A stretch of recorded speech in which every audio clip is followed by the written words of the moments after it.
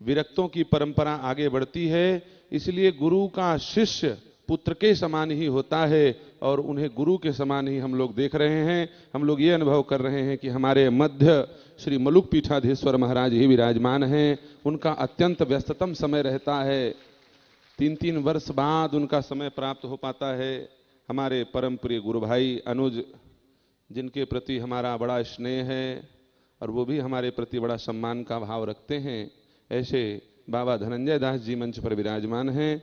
मैं हमारे शनि धाम समिति के अध्यक्ष, जो दिन रात मेहनत करके इस यज्ञ को सफलता की ओर धीरे धीरे खींचते हुए ले जा रहे हैं, ऐसे मनोज शुक्ला जी को मंच पर आमंत्रित करूंगा। पुष्पाहार से महाराजा श्री का स्वागत करें और आशीर्वाद प्राप्त करें। और जिनके गुरुदेव के प्रति जिनकी अत्यंत निष्ठा है, ऐसे श्री मलुक पीठाधीश्वर महाराज जी के प्रति बड़ा ही समर्पण का भाव रखने वाले श्री शिव तिवारी जी धनगांव से, उनको भी मैं आमंत्रित करता हूं। गुरुदेव के पास तो नहीं पहुंच पाए, कम से कम शिष्य के लिए ही चरणों में पुष्प अर्पित करके आप ऐसा अनुभव करें कि हाँ, गुरुदेव भगवान का ही दर्शन हो रहा है। ताली बजा करके आप शुभ स्वागत करें। महाराज श्री का आशीर्वचन आप लोग श्रवण करेंगे।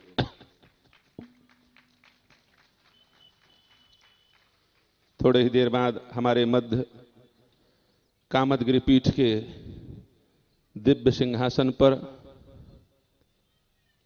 जगत गुरु रामानंदाचार्य भगवान सिंहासनासीन होंगे। उनका आशीर्वचन आप लोग श्रवण करेंगे। तब तक महाराजा श्री से मैं निवेदन करूंगा कि अपना आशीर्वचन हमारे शनि धाम में पधारे हुए समस्त भक्तजनों को प्रदान करें। स्टैंड लगा दो।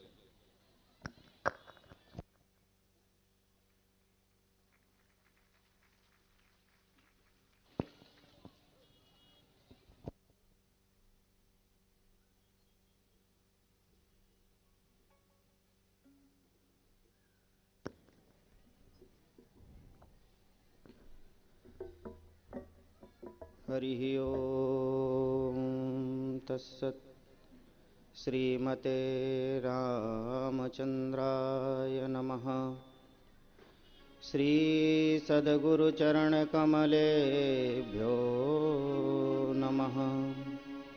ओम नमः परमहंसास्वादितचरणकमलचिन्मकरन्दाय भक्तजनमानस निवासाय श्रीरामचंद्राय।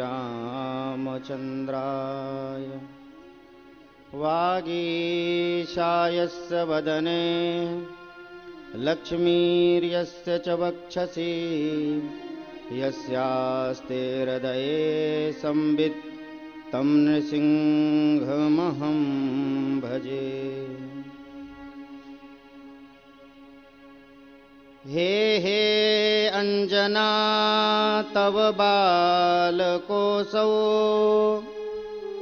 हनुमान नामः पवन प्रसूनुः।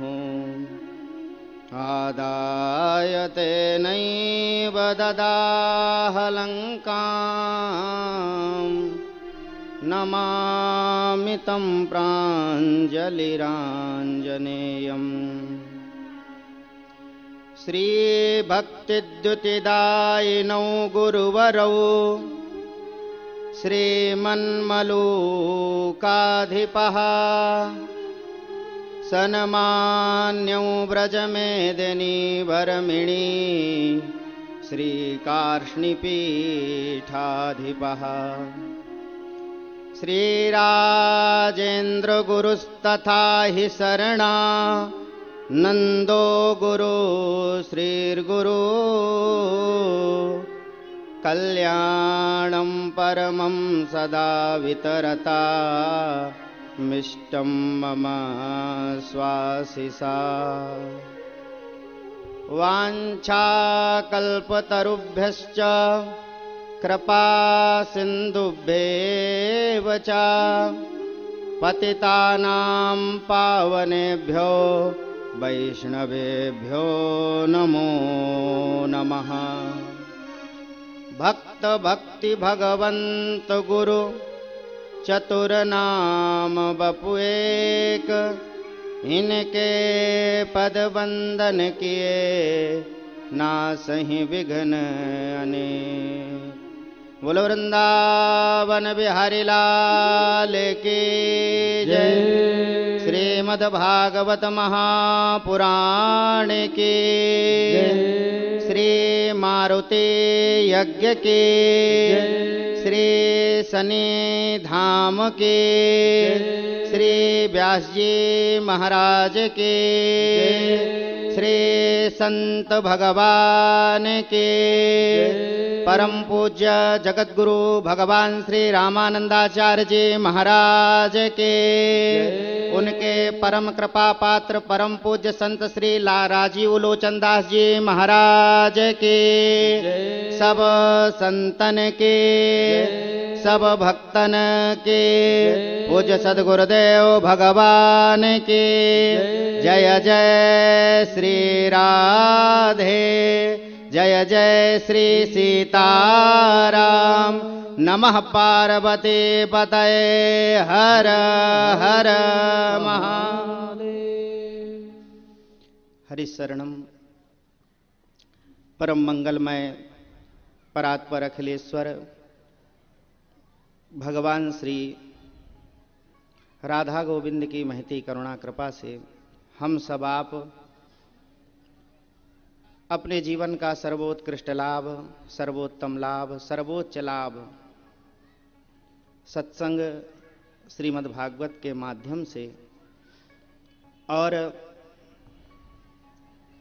अष्टोत्तर शत कुंडात्मक श्री मारुति यज्ञ के माध्यम से अपने जीवन का लाभ प्राप्त कर रहे हैं। गुरुदेव भगवान की कृपा से कल ही प्रयाग का स्नान करके और जैसे ही इधर की तरफ निकला तो मन में ये लग रहा था कि प्रयाग क्यों छोड़ रहे हैं, त्रिवेणी माधव भगवान को क्यों छोड़ रहे हैं। लेकिन जैसे ही इस प्रांगण में प्रवेश किया तो मन आनंदित और आह्लादित हो गया। मैं आते ही आपसे कुटिया में कहा कि मुझे लगता है मैं कुंभ में दोबारा आ गया हूं। मुझे ऐसा लगा कि कुंभ में मैं दोबारा आ गया हूं। क्यों? भागवती गंगा का अवगाहन पूज्य व्यास जी कर ही रही हैं। यज्ञ ब्राह्मणों के द्वारा पूर्णाहुति की ओर जा रहा था, उसका भी दर्शन करने का सौभाग्य मिला। और उसके साथ साथ हम सबके आदरणीय पूजनीय पूज्य श्री जगतगुरु भगवान विराजमान, उनके सानिध्य में जो यज्ञ हो रहा है, प्रमुख बात भागवत की गंगा का अवगाहन कराने वाले और इस यज्ञ का दर्शन कराने वाले, और मैं तो अपना अग्रज ही मानता हूं इनको, और अग्रज के साथ साथ मेरे ऊपर आपकी अत्यंत कृपा, सहज कृपा, जैसे एक बड़े की कृपा छोटे के ऊपर होती ना, ऐसी कृपा और अद्भुत कृपा। मैं तो समझा कि ठीक है यज्ञ हो रहा है, लेकिन मेरा सौभाग्य यहां पर इसका है कि मैं आपके जन्म स्थान में आया हूं। ये बहुत बड़ी कृपा है भगवान की कि मैं एक संत के जन्मस्थली का दर्शन करके आया हूं। और मेरा तो सौभाग्य है ही है, आप सबका भी अत्यंत सौभाग्य है। जिस जिले में, जिस गांव में, जिस घर में एक संत जन्मता है, वहां कैसा माहौल बन जाता है, ये सब आप देख रहे हैं। अद्भुत महाराज, वो जन्मदात्री धन्य है जिसके गर्भ से ऐसे संत भगवान ने जन्म लिया है। मैं प्रसाद पाने के लिए, क्योंकि मुझे भूख तो बहुत लगी थी, क्योंकि कल से चला था और विलंब भी खूब हो गया था।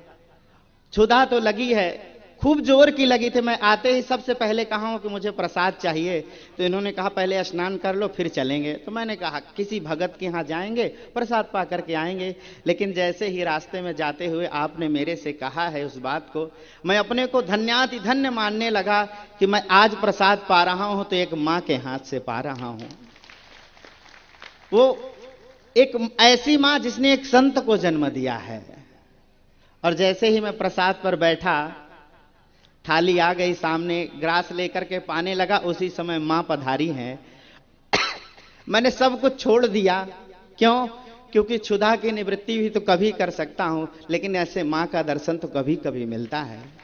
मैंने सब कुछ छोड़ करके ग्रास मुंह में जैसा रखा था वैसा ही रखा रखा। पहले मैंने अपने मां को प्रणाम किया। वो सहज सरल, ऐसे संत को जन्म देने वाली कोई सामान्य नहीं होगी। ऐसे संत को जन्म देने वाली कितनी सहज है, सरल है, ये आज देख करके पता चला। मैंने तो प्रणाम किया, आपने कितने वात्सल्यपूर्ण ढंग से मुझे आशीर्वाद दिया, और मैं आशीर्वाद की ही याचना से वहां तक गया। उन्होंने आशीर्वाद दिया और फिर उन्होंने एक शब्द कहा, जो उन्होंने कहा कि आज मैं धन्य हूं। आपका नाम लेकर के उन्होंने कहा कि इसकी कृपा ना होती तो आज ऐसे संतों का दर्शन कहां से मिल पाता हमको। तो ये हम सबका सौभाग्य। कथा तो मिली रही है, यज्ञ का दर्शन कर ही रहे हैं, शनिदेव भगवान विराजमान हैं। यज्ञ का दर्शन के साथ साथ ऐसे संतों का दर्शन भी हम सबको मिल रहा है। ये भी हमारे सौभाग्य की बात है। महाराज श्री कहते हैं कि संत न होते जगत में तो जरि जातो संसार। अगर संत भगवान इस संसार में नहीं होते तो संसार में दहक लग जाती है, अग्नि जैसे जल जाती है। ये संत क्या करते हैं, ये संत देते क्या हैं हमको? तो भैया संत ऐसी वर्षा करते हैं, ऐसी वर्षा करते हैं कि जैसे ही संत वर्षा करते हैं और वह व्यक्ति जलता तो रहता है, लेकिन वह जलती हुई आग में संत ऐसे सत्संग की वर्षा करते हैं कि सब एकदम शांत हो जाता है। महाराज श्री एक बात वहां पर कहते हैं, सिद्धों की स्तुति में महाराज श्री कहते हैं कि कैसी स्थिति है संसार की। तो महाराज श्री कहते हैं कि अयम त्वत्कथामृष्ट पीयूष नद्याम मनोवारणः क्लेशदावाग्निदग्धा त्रसार्तो वगाढो न सस्मारदावं न निष्क्रामति वीर संपन्न वन्नः। अयम तत्कथामृष्ट पीयूष नद्याम मनोवारणः क्लेशदावाग्निदग्धा। संपूर्ण संसार में आग लगी पड़ी है, आग लगी है, शांति कहां मिलेगी? तो बोले शांति के लिए तो कहीं किसी नदी सरोवर गंगा आदि तीर्थों का तो आश्रय ग्रहण करना पड़ेगा। एक आप घड़ा ले लीजिए, एक घड़ा आपको हम दे दें और उसमें हजारों छिद्र हों, घड़े में हजारों छिद्र हों, और आपको दे करके कहें कि इस घड़े को ले जाइए और इसमें जल भर के लाइए, और ऐसा कोई कार्य करिए कि इसमें जल भरा रहे। आप दौड़ करके जाएंगे, नदी में पहुंचेंगे, जल भरेंगे उसमें और जल भर के उठाएंगे तो तुरंत ही, क्योंकि छिद्र है तो जल गिर जाएगा, फिर उसमें भरा नहीं रहेगा कभी जल। तो क्या कार्य करें कि उसमें जल सतत भरा रहे? क्या करें कि उसमें जल भरा रहे? महाराज श्री कहते हैं अगर उस घड़े में सतत जल भरा रखना है, ऐसा करो, उस जल को उसी नदी में बिसरा दो, उसी में विसर्जित कर दो, और जैसे उस घड़े को उस जल में विसर्जित करोगे उसमें सतत जल भरा रहेगा, कभी खाली नहीं होगा। उसी प्रकार ये सत्संग रूपी नदी है, और इस सत्संग रूपी नदी से जैसे ही बाहर निकलोगे तो आग लगी है संसार में, तो आप फिर जलने लग जाओगे। तो क्या करो? बोले सत्संग रूपी नदी में सतत डूबे पड़े रहो, इसमें से ही निकलो ही मत, और जब निकलोगे नहीं तो अग्नि सताएगी नहीं, जलन होगी नहीं। इसलिए संत ऐसी ही वर्षा करते हैं, और जब संत भगवान ऐसी वर्षा करते हैं तो क्या मिलता है? संत वर्षा करके हमको देते क्या हैं? तो भगवान कपिल अपने मैया से कहते हैं, भगवान कपिल अपने मैया से कहते हैं और कहते हैं, मैया जो मेरे संत होते हैं वो क्या देते हैं?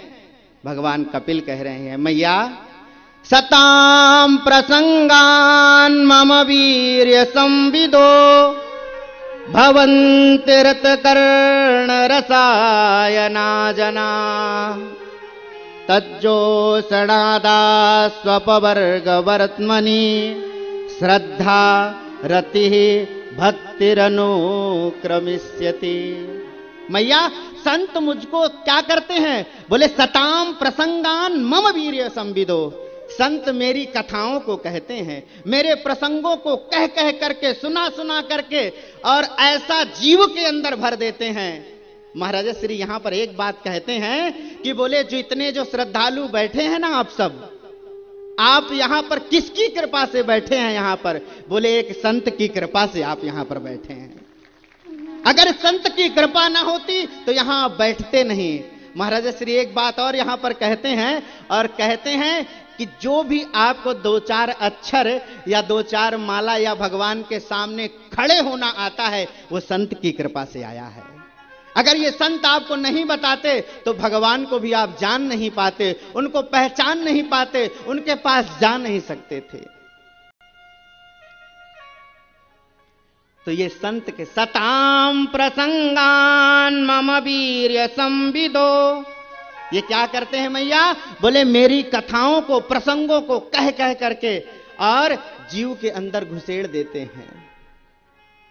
तो क्या होता है? बोले तज्जोषणादा स्वपवर्ग वर्त्मनि। मेरी जब कथाओं को ये कहते हैं ना संत जन, तो उनके अंदर मैं प्रविष्ट होने लगता हूं, और जब मैं प्रविष्ट होता हूं तो क्या मिलता है? बोले स्वपवर्ग वर्त्मनि, उसको अपवर्ग की प्राप्ति हो जाती है, उसको अपवर्ग सहज में मिलने लगता है। और एक बात, यहां पर आप बैठे हैं तो एक संत की कृपा से, और जब कभी जाएंगे कहीं किसी के काम में तो एक संत की कृपा से ही जाएंगे। क्यों? क्योंकि इन संतों ने हमको सत्संग दिया है, और दूसरे कथा में जाएंगे तो भगवान की ही तो कथा सुनेंगे। तो भगवान के प्रति श्रद्धा जगाने वाले अगर कोई है तो ये संत भगवान ही है। बिना संत के कोई भी आज तक भगवान के पास नहीं पहुंचा है। और एक बात, ये संत हमको देते क्या हैं? बोले ये संत हमको भगवंत देते हैं। भगवान से मिलाने वाला अगर कोई है तो वो संत है। भगवान के पास पहुंचाने वाला कोई अगर है तो संत है। भगवान के मार्ग पर चलाने वाला अगर कोई है तो संत है। इसलिए ये इतना कुंभ लगा किसकी वजह से है? वो इलाहाबाद में जो प्रयागराज में जो कुंभ लगा है ना, वो किसकी वजह से लगा है? प्रयागराज का जो कुंभ, इतने सब लोग, हजारों करोड़ों लोग वहां पर हैं, तो किसकी कृपा से हैं? तीर्थ का तीर्थत्व संतों से है। अगर उस प्रयागराज में कोई संत ना जावे तो कोई तीर्थ नहीं मानता उसको। संत वहां नहीं जाएंगे तो वो तीर्थ नहीं है, फिर तो वो सैर सपाटा हो जाएगा। महाराज चलो घूम फिर आओ, थोड़े दिन में चले आओ। अगर संत नहीं जाएंगे तो तीर्थ का तीर्थत्व भी नहीं है। इसलिए महाराजा श्री कहते हैं, तीर्थ आशा करत हैं कब आवे हरिदास। कभी भगवान का कोई दास आएगा तो तीर्थ का तीर्थत्व प्रज्वलित होगा, वो प्रस्फुटित होगा। महाराजा श्री एक कथा कहते हैं और उसमें कह रहे थे महाराजा श्री, बोले एक बार समस्त नदियां, सब कुछ, गंगा आदि नदियां भी भगवान के पास पहुंचती हैं और कहती हैं कि बोले हे भगवान, हाँ गंगे के बताओ क्या बात है। बोले प्रभु, ये संसार के जितने भी पापात्मा है ना, पापी है ना, ये सब आते हैं मेरे पास और मुझ में स्नान करके अपने पापों का प्रक्षालन तो करके निकल जाते हैं, अपने पापों को धो तो देते हैं, लेकिन ये पाप मेरे में छोड़ जाते हैं। ये सब पाप मेरे ऊपर दे जाते हैं, तो मैं कहां से बचूंगी? मेरे ऊपर कृपा कैसे होगी? इनके पापों को तो मैं धो रही हूं, लेकिन मेरे पापों को कौन धोएगा? तब भगवान कहते हैं, हे गंगा मैया, तुम तो समस्त पापों को धोने वाली हो, लेकिन तुम्हारे पापों को धोने वाले संत हैं। जब कोई संत, सच्चा संत तुम्हारे में स्नान करेगा तो तुम्हारे पापों का प्रक्षालन हो जाएगा। तो भैया, पापों का प्रक्षालन करने वाली और संतों की कृपा से ही है सब कुछ। इसलिए जीवन में अगर कुछ चाहिए तो केवल एक ही प्रार्थना भगवान से करिए कि भगवान, हमको अगर कुछ देना है तो किसी सच्चे महापुरुष का सत्संग दीजिए, किसी संत का सत्संग हमको मिले। एक बात मैं आपसे कहना चाहता हूं, समस्त भागवत के प्रकरणों को पढ़ लीजिएगा, सब पढ़ लीजिए एक तरफ से और सुन लीजिए। जिसने भगवान का भी दर्शन कर लिया है, जिसके सामने भगवान प्रत्यक्ष प्रकट हैं, भगवान से मांग भी रहा है। अरे भाई, जिसको भगवान मिल जाएंगे तो क्या चाहिए उसको? कुछ कामना रह जाती है उसके अंदर। लेकिन जिन जिनको भगवान का दर्शन हुआ है, उनने भी एक ही प्रार्थना करी है केवल भगवान से कि मुझे दीजिएगा तो संतों का संग दीजिएगा।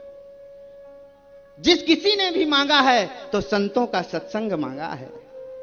भगवान के दर्शन के बाद भी अगर कोई कामना है तो संतों के सत्संग की कामना है। भागवत की कथा सब कुछ प्राप्त करा देती है, सब कुछ भागवत की कथा प्राप्त करा देती है और सब कुछ मिल जाता है।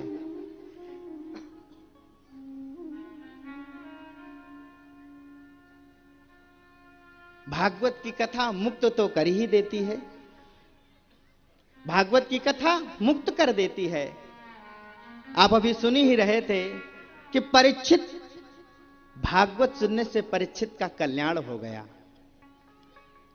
महाराज श्री कहते हैं परीक्षित का शरीर बचा था, परीक्षित तो पहले ही जा चुका था।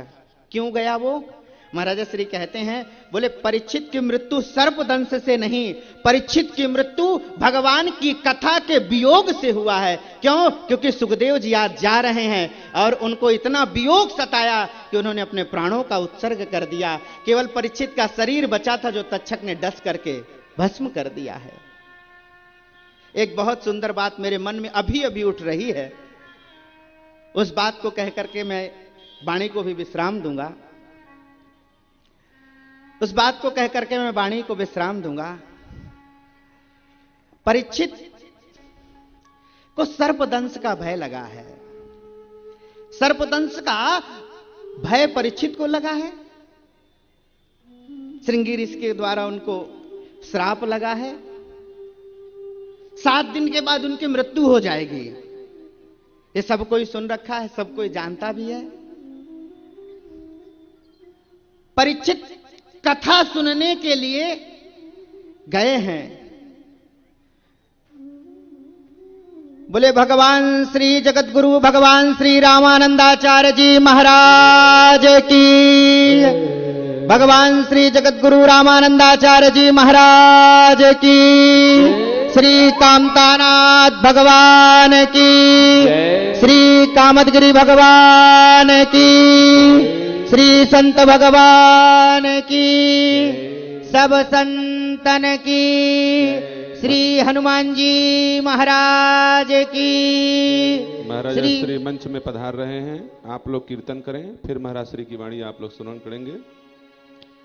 राजा राम राम राम, राजा राम राम राम, राजा राम राम राम। दोनों हाथ ऊपर उठा करके झूम के ताली बजाइए। सभी लोग दोनों हाथ ऊपर उठाएंगे। राजा राम राम राम, राजा राम राम राम, राजा राम राम, राजा राम राम राम, राजा राम राम राम, राजा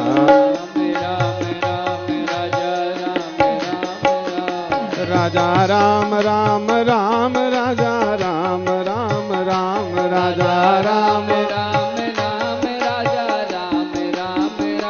राजा राम राम राम, राजा राम राम राम, राजा राम राम जो खड़े हैं वो बैठ जाएं। राजा राम राम राम राजा राम राम राम राजा राम राम राम राजा राम राम राम राजा राम राम राम राजा राम राम राम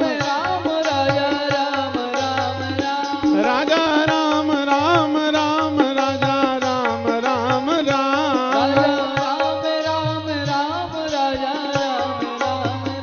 राजा राम राम राम राजा राम राम राम राजा राम राम राम राजा राम राम राम राजा राम राम राम राजा राम राम राम राजा राम राम राम राजा राम राम राम राजा राम राम। श्री अयोध्यानाथ भगवान की।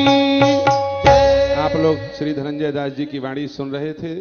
1 मिनट में उनकी वाक्य पुष्पांजलि समर्पित महाराज जी के श्री चरणों में। तत्पश्चात आगे का कार्यक्रम हम लोग बढ़ा रहे हैं। बोलो भक्तवत्सल भगवान की जय। भगवान श्री रामानंदाचार्य जी महाराज की जय। जय जय श्री राधे। परीक्षित को सर्पदंश का भय लगा है। 7वें दिन मृत्यु हो जाएगी। परीक्षित ने अपना सब कुछ त्याग कर दिया है। परीक्षित ने त्याग करके किया क्या है? राजपाट अपने पुत्र जन्मेजय को दिया है और वो गंगा मैया की शरण में गए हैं। यहां पर जो मैं कह रहा था केवल एक बात इतनी थी यहां पर कि व्यक्ति मरने के बाद जाना कहां चाहता है।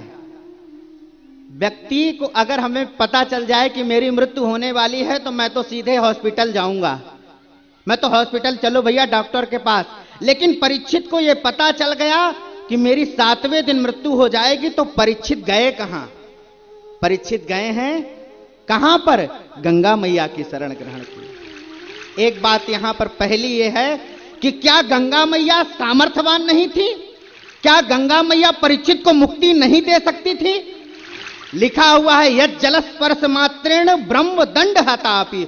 जो गंगा मैया का स्पर्श कर लेता है उसको ब्रह्म हत्या से भी विमुक्त हो जाता है। और एक बात, गंगा मैया का इतना महत्व है कि गंगा मैया प्रकट ही हुई हैं उन 60,000 पुत्रों को मुक्ति देने के लिए सगर के। तो क्या गंगा मैया परीक्षित को मुक्ति नहीं दे सकती थी? परीक्षित ने गंगा मैया की शरण ग्रहण कर ली होती तो उसका कल्याण हो जाता। दूसरी बात, परीक्षित के पास हजारों संत बैठे हैं। जिनको कथा सुनाना है वो तो बाद में आए हैं, पहले उनके पिताजी, उनके बाबा, उनके परबाबा सब वहां पर बैठे हैं। क्या वह मुक्ति नहीं दे सकते थे? जो बात मैं यहां कहना चाहता था, परीक्षित की परिस्थिति परीक्षित को गंगा के घाट पर नहीं लाई है। परीक्षित की परिस्थिति नहीं थी कि सब कुछ छोड़ करके गंगा के किनारे आ जाए। हमारा भी जीवन तो है, मरने वाले तो हम भी हैं, हम गंगा किनारे क्यों नहीं जा रहे हैं? लेकिन परीक्षित की हमारी स्थिति तो नहीं लग रही कि हम गंगा किनारे जाएंगे, कभी संतों के पास चले जाएंगे। यह परीक्षित की परिस्थिति नहीं थी कि सब कुछ छोड़ के चला जाए। यह परीक्षित की अंतः स्थिति थी, वो गंगा किनारे जाना चाहता है। परीक्षित की यह अंतः स्थिति बोल रही है कि अब सब कुछ तो गंगा किनारे ही मिलेगा। तो भैया परीक्षित की परिस्थिति नहीं, परीक्षित की अंतः स्थिति उसको गंगा किनारे लेकर के गई है। उसी प्रकार हम सबको जीवन के उस क्षण को जरूर याद रखें और उस क्षण में गंगा मैया की शरण मिल जाए, संत भगवान की शरण मिल जाए, भागवत की शरण मिल जाए तो समझ लो हमारा कल्याण अवश्य ही हो जाएगा। इसलिए भैया जीवन में परिस्थिति मत सुधारो, जिस परिस्थिति में जी रहे हो उसी में जियो, लेकिन अपने अंतः स्थिति को सुधार करके रखो, कल्याण अवश्य होगा। बोलो संत भगवान की जय। मेरा अत्यंत सौभाग्य है, मैं अपने सौभाग्य की सराहना कर रहा हूं और मुझे ऐसा भी लग रहा है कि देवता जरूर ईर्षा मेरे से तो कर ही रहे होंगे। क्यों? क्योंकि आज पूज्य चरण भगवान जगत गुरु जी के सामने कुछ 2 अक्षर बोलने का जो सौभाग्य प्राप्त हुआ है, यह सौभाग्य वास्तविक देवता जरूर तरस रहे होंगे इस सौभाग्य को। और ऐसे संत भगवान, मेरे अग्रज, मेरे गुरु भाई, मेरे गुरु भ्राता, मेरे परमस ने ही मुझे मार्ग दिखाने वाले परम पूज्य श्री राजीव लोचन दास जी महाराज के जन्म स्थान को भी दर्शन करके मेरा भी सौभाग्य, अत्यंत सौभाग्य। भगवान शनिदेव का दर्शन करके भी अत्यंत मन प्रफुल्लित है। उसके साथ साथ ये यज्ञ जो हो रहा है ना, अद्भुत है यज्ञ। यज्ञ तो अद्भुत होता ही है, लेकिन यज्ञ का उद्देश्य जो है वो अद्भुतात अद्भुत है। इस यज्ञ का उद्देश्य है कि भारतवर्ष में गौ माता की रक्षा हो, गौ माता का भरण पोषण हो और गो हत्या बंद हो। मेरे पूज्य महाराजा श्री का तो जीवन ही गौ माता के लिए जा रहा है और मुझे ये बहुत प्रसन्नता हो रही है। मैं अपने महाराजा श्री को जरूर कहूंगा कि महाराजा श्री, पूज्य श्री ब्रह्मचारी जी ने, श्री राजीव लोचन दास जी महाराज ने जो यज्ञ किया है वो गौ माता के लिए किया है। वास्तविक जीवन अत्यंत ही, अगर कुछ भी करना है, सेवा करनी है तो गौ माता की सेवा अवश्य करें। पूज्य श्री जगत गुरु जी देव भगवान के चरणों में साष्टांग दंडवत प्रणाम करते हुए, पूज्य श्री व्यास भगवान को प्रणाम करते हुए, पूज्य श्री संत श्री राजीव लोचन ब्रह्मचारी जी महाराज को प्रणाम करते हुए अपने वाणी को विराम दे रहा हूं। बोलिए श्यावर रामचंद्र की जय। हमारे प्रिय पूजनीय संत श्री धनंजय दास जी महाराज के आशीर्वचन को आप लोगों ने श्रवण किया। आयु में हमसे छोटे हैं, वैराग्य में भी हमसे छोटे हैं, इसलिए हमारे प्रति बड़ा गुरु भाई का भाव रखने के कारण उन्होंने हमको चने के झाड़ में चढ़ाया। दो बातें उन्होंने कही कि मेरे कारण आप लोग यहाँ बैठे हैं, पहली बात। दूसरी बात ये कही इन्होंने कि यज्ञ मैंने कराया। ये दोनों बात इन्होंने भाव से कहा, इसमें कोई भी सत्यता नहीं है, एक भी प्रतिशत सत्यता नहीं है। ना आप लोग मेरे कारण यहाँ बैठे हैं, यहाँ पर आप लोग जो बैठे हैं ये स्वयं हनुमान जी की कृपा और शनि समिति वालों के प्रयास के कारण बैठे हैं। और इस यज्ञ को भी हनुमान जी ही साक्षात करा रहे हैं और शनि समिति वाले करा रहे हैं। मैं तो हनुमान जी का नौकर हूँ, हनुमान जी का वर्कर हूँ, मेरा काम ही है यही करना। इसलिए वो तो जहाँ लगाएंगे, जहाँ भाव देंगे, वहाँ जा कर के मेरी ड्यूटी है ये काम करना। मेरा इसमें लक्षांश भी किसी प्रकार का योगदान मैं नहीं मानता हूँ। यह सारा का सारा श्रेय शनि समिति का है, हमारे मनोज शुक्ला जी का है और उनके समिति के जो भी पदाधिकारी हैं उनका है। और संत के कृपा से यहाँ बैठे हैं, इसलिए मैं इस बात को नहीं मानता, क्योंकि अभी तो संत यहाँ विराजमान हैं। जब इस कार्यक्रम की योजना चल रही थी तब यहाँ कोई भी संत नहीं था। दुनिया के लिए मैं संत होऊंगा, दुनिया के लिए मैं महात्मा होऊंगा, दुनिया के लिए मैं संत भगवान होऊंगा, लेकिन ये मेरी जन्मभूमि है, आप लोगों के लिए तो आपका बेटा ही रहूंगा। इसलिए मेरे मन में किसी प्रकार की वो बात नहीं है और ना मैं अपने आप को संत मानता हूँ। कई लोग मुझे बोलते हैं, महाराज